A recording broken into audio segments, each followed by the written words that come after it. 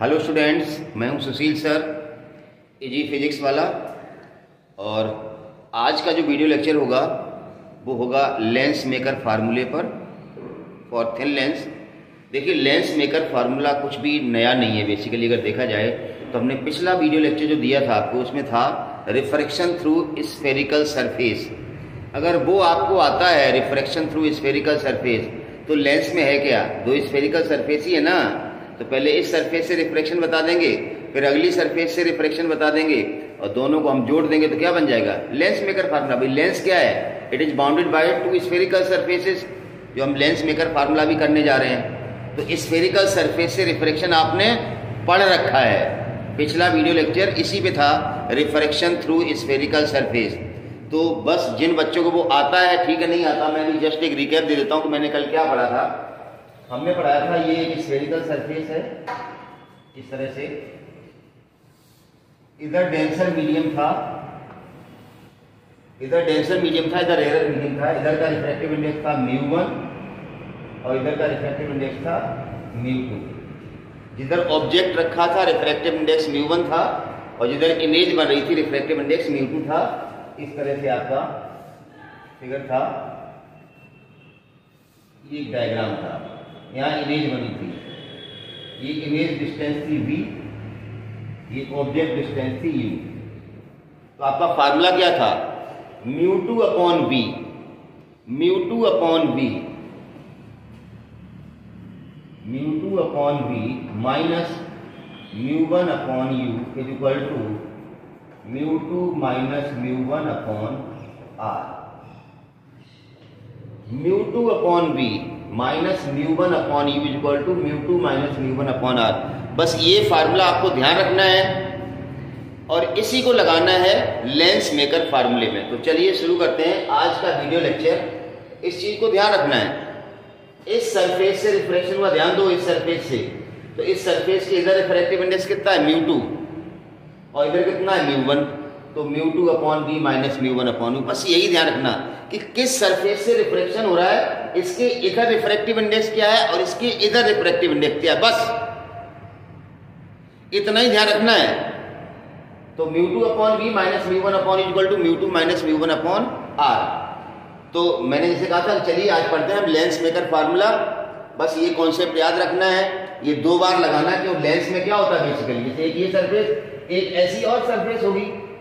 तो पहले एक बार यहां से रिफ्रैक्शन पढ़ेंगे, देख ध्यान सुनिए, यहां से रिफ्रैक्शन पढ़ा तो एक बार मीडियम का रिफ्रैक्टिव इंडेक्स इसका लिया, एक बार इसका। जब इससे पढ़ेंगे तो ये लेंगे और ये लेंगे, ये लेंगे, और इधर एरर हो जाएगा, इधर डेंसर। अभी क्या था? इस सरफेस के लिए इधर डेंसर मीडियम था, इधर एरर। इस सरफेस के लिए इधर एरर होगा, इधर डेंसर होगा। बस एक बार रेयरर से डेंसर में जाएंगे। ये क्या है? रेयरर से डेंसर के लिए है, ये है रेयरर से डेंसर के लिए। जब हम इस सरफेस से रिफ्रैक्शन की बात करेंगे, ये वाला सरफेस, तो हम जाएंगे डेंसर से rarer.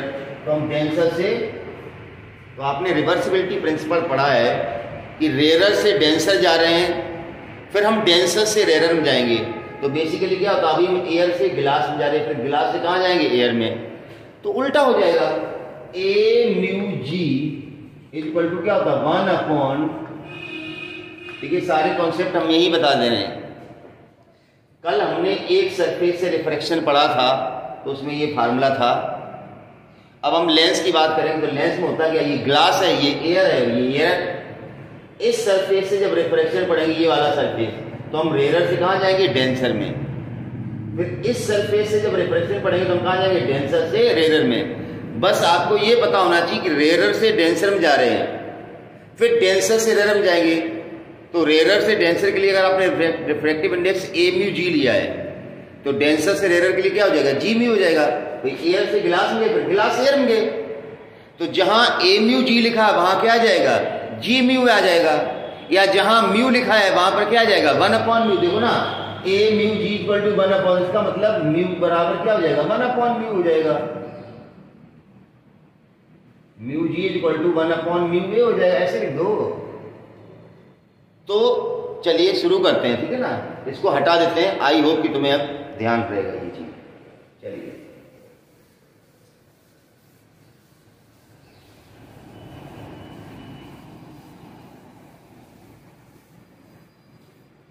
Lens maker formula, lens maker formula, lens maker formula फिर लेंस के लिए होता है। चलिए लेंस बना लें। हमने थोड़ा सा इतना पतला नहीं बनाया क्योंकि हम डायग्राम थोड़ा क्लियर दिखाना चाहते हैं। अब देखो ये डेंसर मीडियम लेंस है ना भाई, ग्लास का लेंस है। आप ऐसे बनाओगे तो भी चलेगा और नहीं बनाओगे तो भी चलेगा।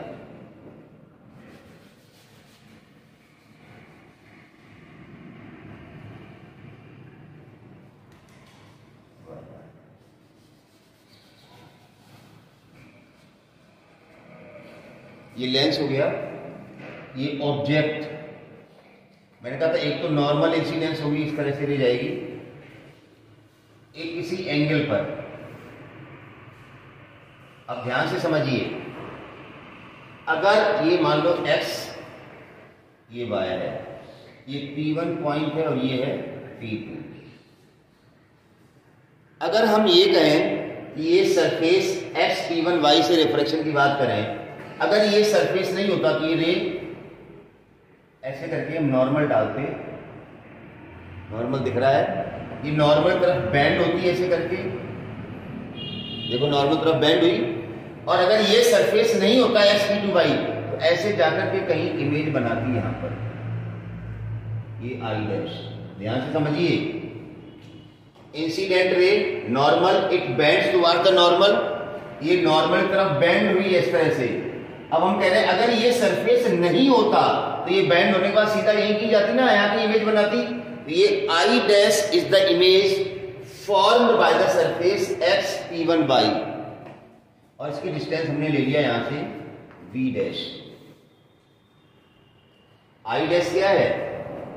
I dash is the image formed by surface x P1 y। लेकिन हमारे पास एक सरफेस और है x P2 y, यहां से फिर रिफ्लेक्शन होगा, फिर नॉर्मल डालो इस तरह से। अब ये नॉर्मल से दूर हटेगी, फाइनल इमेज यहां की बनेगी। इस सरफेस पे फिर नॉर्मल डालो, नॉर्मल से दूर हट गई तो फाइनल इमेज यहां आ गया, ये हो गया डिस्टेंस v। तो ये आई इमेज किसने बनाई? x P2 y में। इसके लिए ऑब्जेक्ट क्या है? ये this I dash act as a virtual object for x P2 y and final image formed by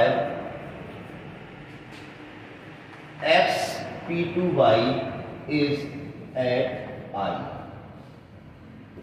देखिए जब भी दो सरफेस होते हैं या दो लेंस होते हैं तो एक के द्वारा जो इमेज बनती है वो दूसरे के लिए वर्चुअल ऑब्जेक्ट का काम करती है, पूरी फिजिक्स में याद रख लो।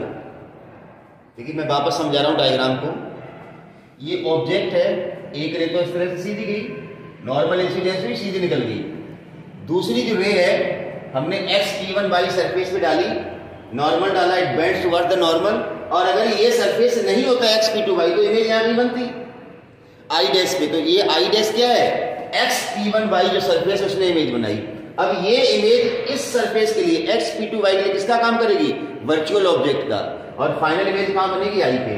तो यहां से हमने फिर रिफ्लेक्शन दिखाया इस सरफेस पे, इस सरफेस पे, ये फिर नॉर्मल डाला, ये लाइट रे अब डेंसर से रेयर में जाएगी, नॉर्मल से दूर हटी, नॉर्मल से दूर हट गई, तो यहां पर इमेज बन गई आई, और ये आपका है यू। ठीक है ना? एक सरफेस का रेडियस ऑफ कर्वेचर r1, दूसरे सरफेस का रेडियस ऑफ कर्वेचर r2। तो चलिए सिर्फ यहां पर दो स्टेप हैं, दो स्टेप में लेंस मेकर फार्मूले को खत्म करना, सिर्फ दो स्टेप। एक बार रिफ्रैक्शन होगा x P1 y से। अब x P1 y से जब रिफ्लेक्शन होगा तो हमारी लाइट रे रेयर से डेंसर में जा रही है। और अभी मैंने फार्मूला बताया था रेयर से डेंसर के लिए क्या लिखना। फिर जब हमारा रिफ्रैक्शन होगा x P2y से, तो लाइट हमारी जाएगी डेंसर से रेयर में।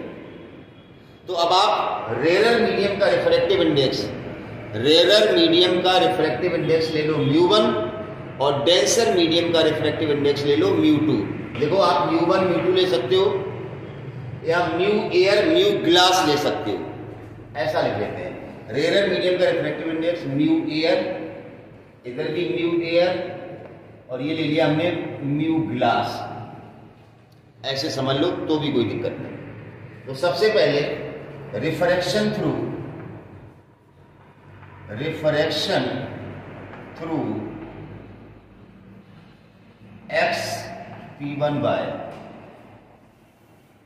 x P1y से रिफ्रैक्शन हो रहा है और लाइट रे जा रही है रेयर से denser, rare to denser. Formula अभी क्या बताया था, μ2 अपॉन b। μ2 का मतलब दूसरे मीडियम का रिफ्लेक्शन। दूसरा मीडियम से मतलब क्या है, ये सरफेस है जिससे रिफ्लेक्शन हुआ, ध्यान दो, ये सरफेस है जिससे रिफ्लेक्शन हो रहा है, इसके इधर रिफ्रैक्टिव इंडेक्स क्या है μg, मतलब μ2 की जगह क्या आएगा μg, तो μg अपॉन v। v का मतलब इमेज। अब इस सरफेस की इमेज कहां बनी, यहां पर आई डैश, तो v की जगह क्या आएगा v डैश। ध्यान से सीखिए, अभी हमने फार्मूला लिखा था ये μ2 upon b minus μ1 upon u equal to μ2 minus μ1 upon r। बस इस फार्मूले को ध्यान रखना है। μ2 का मतलब था रिफ्रैक्टिव इंडेक्स सरफेस के दूसरी तरफ, मतलब जिसमें रे जा रही थी, तब इस सरफेस से रिफ्रैक्शन हो रहा है तो रे कहां से कहां जा रही है, एयर से गिलास में जा रही है, तो μg अपॉन v की जगह क्या आएगा v dash minus μ1 upon u। u का मतलब जिधर ऑब्जेक्ट है उधर का रिफ्रैक्टिव इंडेक्स कितना है μ a upon u is equal to μ2 minus μ1 upon r, तो μg माइनस μa, बहुत आसान है, μg minus μa upon r की जगह r1। एक सरफेस का रेडियस ऑफ कर्वेचर हम r1 लेंगे और दूसरे का रेडियस ऑफ कर्वेचर लेंगे r2, ठीक है ना। ये हो गया। अब हमने यहां लिख ही दिया है ये इमेज इस सरफेस के लिए ऑब्जेक्ट का काम करेगी और फाइनल इमेज यहां बनेगी। तब हम रिफ्लेक्शन देखेंगे x P2y सरफेस से। चलिए इसको हटा रहा हूं, दो ही तो सरफेस है, दोनों से रिफ्लेक्शन कर लो। चलिए रिफ्रैक्शन थ्रू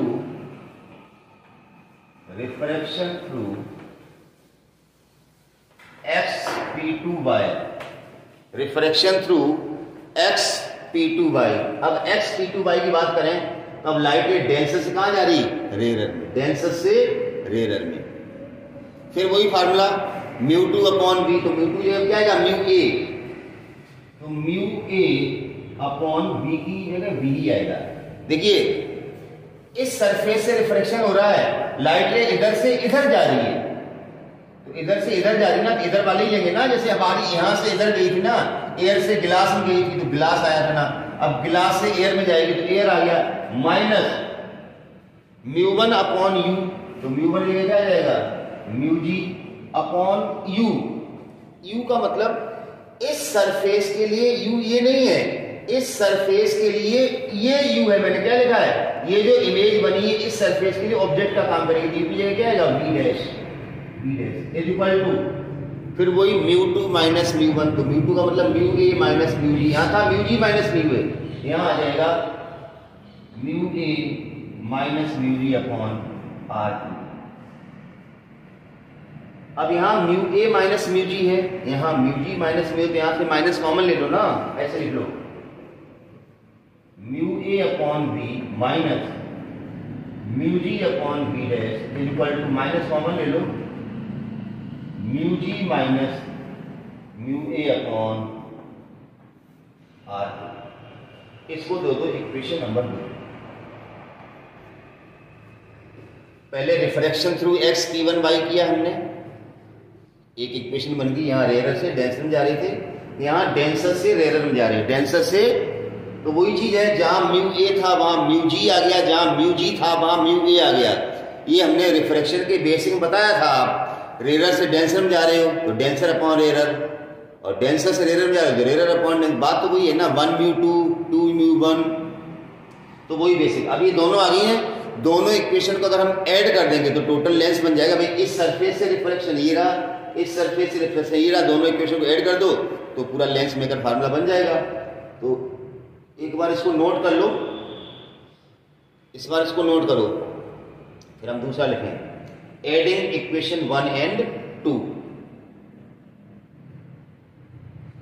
ये हटा देता हूं, ये तो लिख लिया होगा।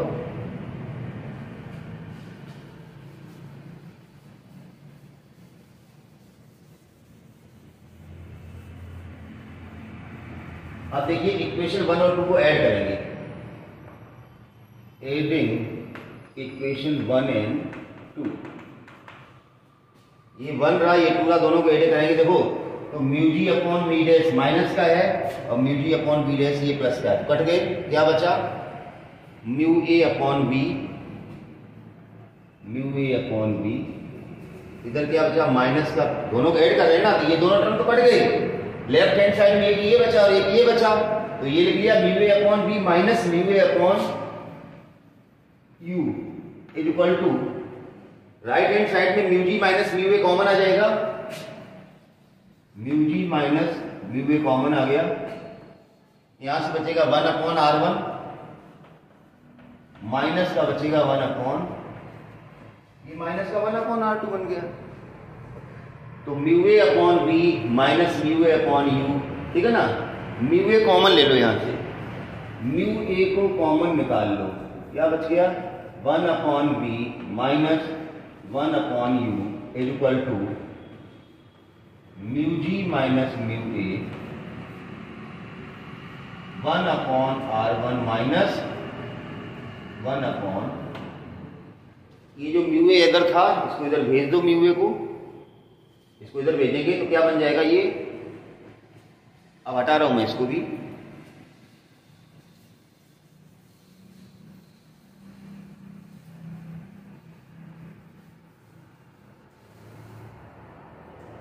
ये हो जाएगा 1 upon b minus 1 upon u is equal to, ये म्यू ए इसके नीचे आएगा तो mu g upon mu a minus 1, mu a के इसके नीचे जाएगा तो mu g upon mu a, और म्यू ए के नीचे जाएगा तो 1 बन जाएगा ना, 1 upon R1 minus 1 upon R2।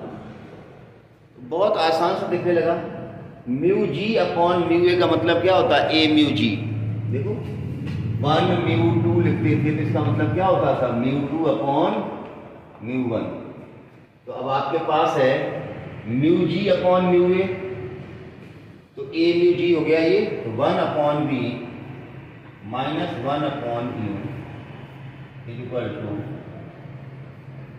ए mu g minus 1 upon R1 minus 1 upon, ये चीज तो आपने पढ़ रखी होगी 9th क्लास में भी 10th क्लास में भी, कि 1 upon b minus 1 upon u क्या होता है? 1 अपॉन एफ, ये चीज क्या होती है? 1 अपॉन एफ। तो 1 upon f is equal to a mu g minus 1 upon R1 minus 1 upon, ये लेंस मेकर फार्मूला है। अब देखो यहां पर ध्यान रखने वाली बात क्या है, ध्यान से समझिए। 1 upon f equal to a mu g, a mu g का मतलब refractive index of glass with respect to air, क्योंकि लेंस किसका बना है? ग्लास का। म्यू जी लिखा और उसके दोनों तरफ क्या है? एयर, तो ए म्यू जी आया, या सिंपल इसको म्यू जी भी कह सकते हो। लेकिन कई बार क्या होता है कि जो लेंस होता है इसके दोनों तरफ मीडियम एयर नहीं होता है, जैसे हम कहते हैं लेंस को पानी में डुबो दिया, अब फोकल लेंथ क्या होगी? तो ये तो एयर में फोकल लेंथ है एक तरह से। लेंस के दोनों तरफ क्या है? एयर, हवा में रखा ये लेंस, इधर भी हवा इधर भी हवा, तो लेंस की फोकल लेंथ का फार्मूला है 1 upon f equal to a mu g minus 1 upon R1 minus 1 upon R2। ये बिल्कुल बेसिक फार्मूला है। अब इसी लेंस को अगर हम लिक्विड में डाल दें, चलिए आगे की बात करते हैं। ये हटा देता हूं भैया, आपने नोट कर लिया होगा।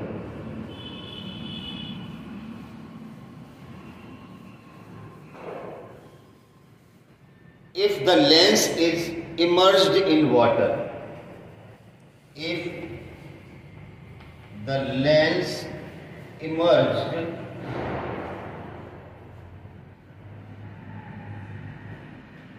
In water,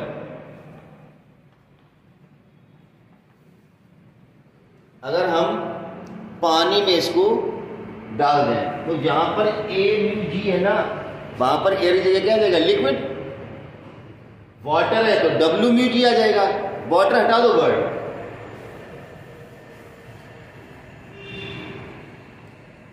if the lens is dipped in liquid लिख दो, वर्ड लिक्विड लिख दो, तो एयर जगह क्या आ जाएगा, लिक्विड। तो फार्मूला क्या आ जाएगा, 1 अपॉन फोकल लेंथ किसमें, लिक्विड में, L mu g minus 1।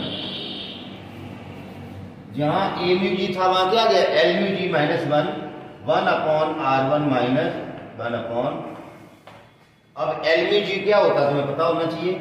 L mu g का मतलब होता है mu g upon mu l minus 1 upon R1 minus l mu g, मतलब mu g upon mu l, या a mu g upon a mu l लिख दो, एक ही बात है। तो अगर हम लिक्विड में फोकल लेंथ निकालेंगे लेंस की, तो जहां पर ए म्यू जी था वहां पर आ जाएगा l mu g, refractive index of glass, glass से मतलब है lens, with respect to liquid, तो एल म्यू जी आ जाएगा, ठीक है ना। अब इसमें अलग अलग कंडीशन लगाते हैं कि प्लेनो कॉन्वेक्स है तो क्या होगा, प्लेनो कॉनकेव है तो क्या होगा। तो आपको पता चलना चाहिए कि रेडियस ऑफ कर्वेचर जो है ना, ये R1 R2, इस साइड की रेडियस ऑफ कर्वेचर हमेशा प्लस लेनी है, इस साइड की रेडियस ऑफ कर्वेचर हमेशा माइनस लेनी। भाई रेडियस ऑफ कर्वेचर कब प्लस लेंगे कब माइनस लेंगे ये तो फिक्स होना चाहिए ना। तो आपको पता ही है साइन कन्वेंशन में, ये नोट कर लिया, हर चीज भाई नोट करते चलो, ऐसे नहीं चलेगा। हम क्या बता रहे थे, जैसे ये बायो कॉन्वेक्स लेंस है, दोनों की रेडियस ऑफ कर्वेचर कैसी है, सेम है, तो इस सरफेस की रेडियस ऑफ कर्वेचर किधर आएगी, इधर आएगी ना, तो ये पॉजिटिव डायरेक्शन है। इस सरफेस की रेडियस ऑफ कर्वेचर किधर आएगी, इधर आएगी, तो वहां माइनस लगेगा। तो देखो आपको एक बता देता हूं मैं एग्जांपल, ये हटा रहा हूं,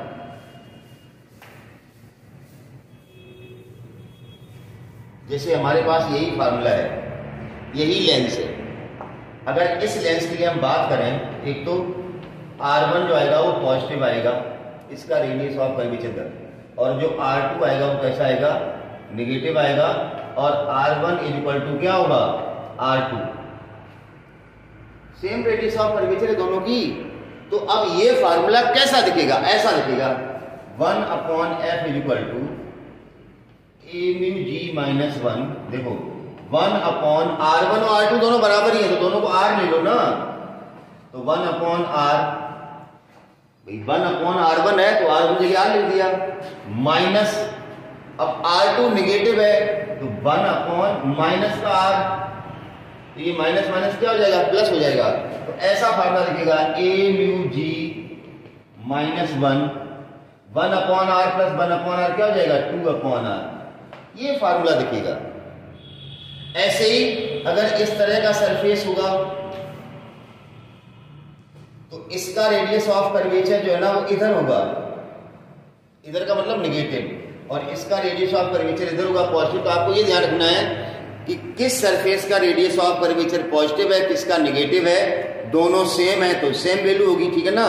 तो ये तो बहुत ही कॉमन सेंस की बात है, ये आपको अपने आप ही पता चल जाएगा। प्लेनो कॉन्वेक्स है, जैसे प्लेन सरफेस है, तो ध्यान रखना प्लेन सरफेस का रेडियस ऑफ कर्वेचर कितना लेना होता है, इनफाइनाइट। ऐसे तो लेंस हो सकता है ना इस तरह से, ये दो, अब ये प्लेन सरफेस हो गया, ये इसका रेडियस ऑफ कर्वेचर R1 कितना लोगे, इनफाइनाइट, और एक ये कर्व सरफेस है, इसका रेडियस ऑफ कर्वेचर इधर आएगा तो माइनस में आएगा, तो एक वर्ड ये इनफाइनाइट हो जाएगा और ये माइनस में आएगा। तो आपको ये तो बेसिक चीजें पता ही हैं कि कौन सा रेडियस ऑफ कर्वेचर माइनस में लेना, कौन सा रेडियस ऑफ कर्वेचर प्लस में लेना। प्लेन सरफेस है तो रेडियस ऑफ कर्वेचर इनफाइनाइट लेनी है। तो मेरे ख्याल से लेंस मेकर फार्मूला बनाना भी आपको आ गया, बोर्ड में आए बनाने के लिए डेरिवेशन आता है, derive the formula for Lenz maker, तो आप डिराइव भी कर सकते हैं। न्यूमेरिकल आए तो आपको फार्मूला अप्लाई करना भी आ गया कि ए म्यू जी की जगह एल म्यू जी कब होगा, रेडियस R1 प्लस कब लेना है, रेडियस R2 माइनस कब लेना है, प्लेन सरफेस है उसका रेडियस ऑफ कर्वेचर इनफाइनाइट होता, मतलब आपको सारी चीजें अब पता है। तो अब आप क्वेश्चंस की प्रैक्टिस आराम से कर सकते हैं। इसको पूरे को नोट कर लो और मैं भी एक क्वेश्चन आपको करवा देता हूं ताकि आपका प्रैक्टिस हो जाए, ठीक है ना। इसको मैं हटा रहा हूं भाई, नोट कर लो जिन्होंने नोट किया है, नहीं नोट किया है चलिए हटा दूं, चलो बात। तो मैं इसको हटा रहा हूं और मैं एक बढ़िया सा क्वेश्चन आपको करा देता हूं इसी का।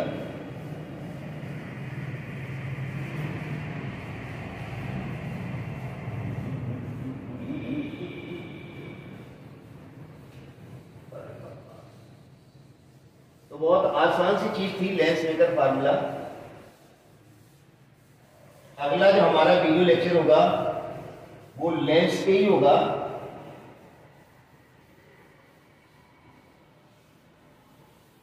पूरा एक ही वीडियो लेक्चर में सल्टाएंगे कि लेंस का मतलब कॉन्वेक्स लेंस आपने भी देखा, कॉन्केव लेंस, इमेज फॉर्मेशन, कब ऑब्जेक्ट कहाँ है तो इमेज कहाँ बनेगी, लेंस का मैग्निफिकेशन क्या होता है, ठीक है ना। इस सब पे एक कंबाइंड वीडियो बना देंगे, उसमें सारी चीजें हम लेंस की कवर कर लेंगे, ठीक है ना। उसके बाद हम पढ़ेंगे power of lens, power of lens के बाद कॉम्बिनेशन ऑफ लेंस, उसके बाद रिफ्रैक्शन थ्रू प्रिज्म पढ़ेंगे। काफी अच्छा टॉपिक होगा रिफ्रैक्शन थ्रू प्रिज्म। तो चलिए पहले हम एक न्यूमेरिकल देखते हैं। लेंस मेकर फार्मूले पे हम एक अच्छा सा न्यूमेरिकल देखते हैं, सब लोग उसको करके देखें, ठीक है ना। क्वेश्चन बहुत ही अच्छा क्वेश्चन। तो चलिए क्वेश्चन मैंने लिख दिया है, पढ़ लेते हैं क्वेश्चन को। The radius of curvature for both the surfaces of convex lens is same and refractive index of material of lens with respect to air is 1.6। मतलब हमें लेंस का रिफ्रैक्टिव इंडेक्स एयर के रिस्पेक्ट में मतलब हमें दिया गया है, एक तो R1 is equal to R2, दोनों की रेडियस ऑफ सरफेसेस सेम है, ठीक है ना। A म्यू G हमें दिया गया 1.6। If lens is dipped in a liquid of refractiveness 1. Refractive index liquid का दिया गया है हमें, म्यू लिक्विड का दिया गया है, refractive index of liquid, mu liquid का दिया गया म्यू एल या ए म्यू एल कह सकते हैं, कितना दिया गया 1.4। सिर्फ म्यू एल लिखे रिफ्रैक्टिव इंडेक्स ऑफ लिक्विड या ए म्यू एल लिखे कोई फर्क नहीं पड़ता, क्योंकि एयर के रिस्पेक्ट में रिफ्रैक्टिव इंडेक्स लिखने में कोई बुराई है ही नहीं। ए म्यू एल लिखेंगे इसका मतलब म्यू एल अपॉन म्यू ए आएगा, म्यू ए तो 1 ही होता, तो आंसर तो वही रहेगा ना। तो हमें क्या करना है, दोनों केसेस में लेंस की एयर में फोकल लेंथ कितनी होगी और लेंस की लिक्विड में फोकल लेंथ कितनी होगी, इनका रेशियो निकालना है। तो हमें पता lens maker formula 1/f air. अब एयर की बात करें तो एफ एयर लिख दिया। फार्मूला क्या होता है, ए mu g minus 1/R1 minus 1/। अब R1 R2 सेम है और हमें पता है कि R2 निगेटिव में होता है, तो यहां माइनस लग जाएगा, तो ये हो जाएगा फार्मूला ए म्यू जी माइनस 1, डायरेक्ट लिख दूं 1/R माइनस 1/ माइनस का R, माइनस माइनस प्लस, तो ए म्यू जी माइनस 1 और 2/R, ये हो गया 1/f एयर। ऐसे ही एफ लिक्विड की बात कर लेते हैं, 1/f लिक्विड, तो यहां पर ए म्यू जी की जगह क्या हो जाएगा l mu g minus 1 2/R। Lens वही है, रेडियस ऑफ कर्वेचर में कोई चेंज नहीं होगा, पानी डालने, ठीक है ना। तो ये ऐसे करके 2/R आएगा।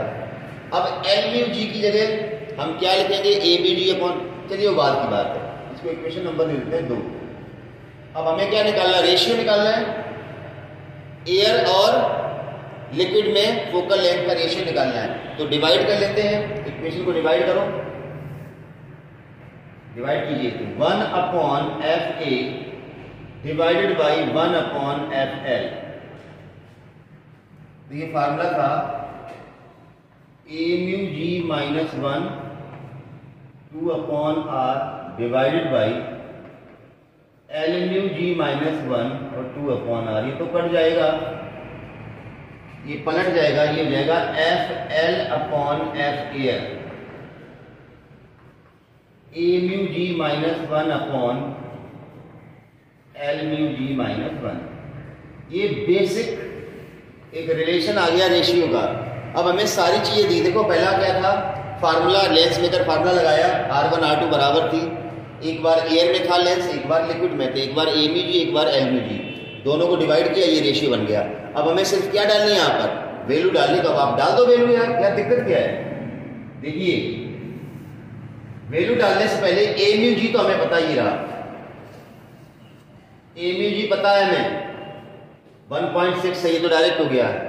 एल म्यू जी नहीं पता है हमें, तो ए म्यू एल पता है, रिफ्रैक्टिव इंडेक्स लिक्विड का पता है, एल म्यू जी नहीं पता। तो देखिए हम यहां पर लिख लेते हैं, एल म्यू जी का मतलब क्या होता है, एल म्यू जी का मतलब होता है mu g upon mu L. ये तो बेसिक है। अब म्यू जी कितना है, गिलास का रिफ्रैक्टिव इंडेक्स कितना है, या ए म्यू जी लिख दो, ये लो ऐसे एयर लगा दो, तो ए म्यू जी कितना था 1.6 divided by A mu L कितना है 1.4। तो आप लिख सकते हैं इसको, अगर हम दशमलव से दशमलव हटा दें इसका 16/14, 2 8 16 2 8/7 लिख सकते हैं इसको। हम क्या लिख सकते हैं 8/7। तो चलो अब वैल्यू डालते हैं, एल म्यू जी हमें मिल गया 8/7, ए म्यू जी पता है, रेशियो आ जाएगा f l upon f air, a mu g minus 1 मतलब 1.6 माइनस 1 अपॉन ये हो गया 8/7, 8/7 कितना आएगा, F l upon f air आएगा, ऊपर बचेगा 0.6 8/7, ये 7 ऊपर जाएगा, 7 छंगा 42, 4.2 divided by 8, F l upon f ए। किसी से काट सकते हैं इसको, किसी से काट सकते हो,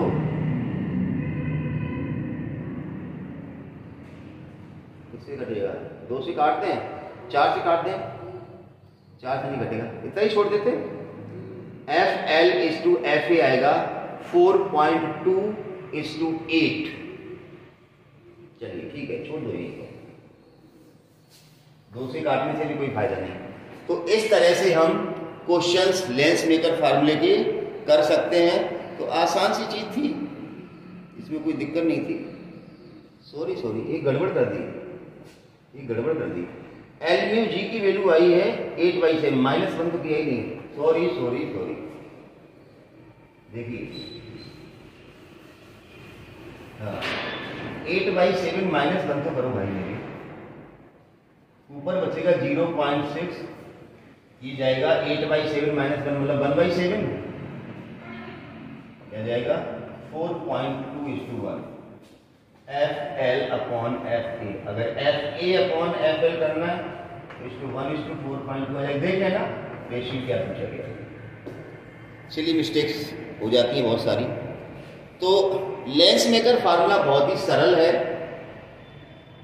इसका यूज भी बहुत आसान है, कुछ नहीं है, यही दिया जाएगा कि लेंस को इसमें डुबो दिया, लेंस को उसमें डुबो दिया, किसी ऐसे लिक्विड में डुबो दिया जिसका रिफ्रैक्टिव इंडेक्स लेंस से ज़्यादा है या लेंस से कम है, तो लेंस ओपेक हो जाएगा, लेंस कॉन्वेक्स की तरह से बिहेव करेगा या लेंस कॉनकेव की तरह से बिहेव करेगा। ये बहुत सारी चीज़ें हैं। तो चलिए आज का वीडियो लेक्चर थोड़ा छोटा ही था, जिसमें हमने सिर्फ पढ़ा है लेंस मेकर फार्मूला। तो मैंने बताया था अगला वीडियो लेक्चर होगा, उसमें हम पूरा एंटायर लेंस कवर करने की कोशिश करेंगे, पूरा ही लेंस, ठीक है ना। और जो पिछला वीडियो लेक्चर था उसमें मैंने वैसे बता ही दिया था कि लेंस हो या कॉम्बिनेशन ऑफ लेंस हो या कितने सरफेसेस हो, आप क्वेश्चन फाड़ दोगे, वो ट्रिक हमारी याद रखना, तो आपको बहुत सारी चीज़ों की पढ़ने की जरूरत ही नहीं पड़ेगी। आपको लगेगा ही नहीं कि कॉम्बिनेशन ऑफ लेंस हम पढ़ें, आपका वहीं से काम चल जाएगा। तो चलिए, थैंक यू फॉर वॉचिंग।